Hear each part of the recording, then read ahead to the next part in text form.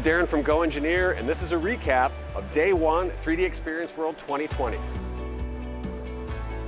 As usual, passionate SolidWorks community got things started with the running of the nerds, as we all jockey for the best seats for the show.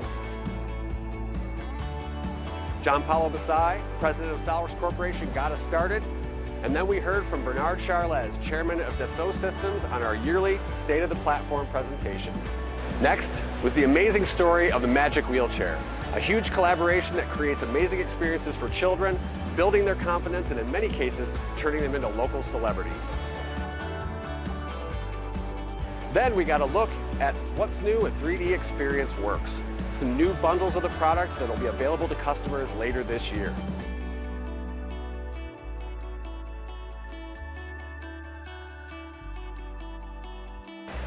Then was the amazing story of Mike Schultz, a 10-time X Games gold medal winner who lost his leg in a competition.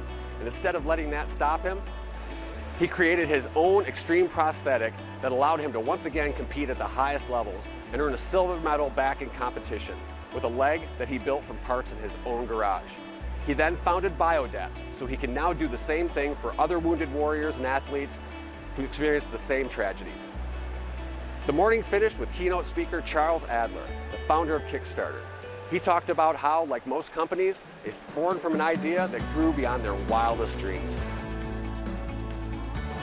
So tomorrow's another action-packed day. We're going to come back and show you everything that's happened in the general sessions and a little bit about what else is available with breakouts for customers and users alike.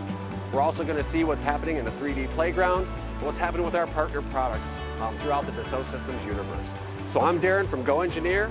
Thanks for joining us. We'll see you tomorrow.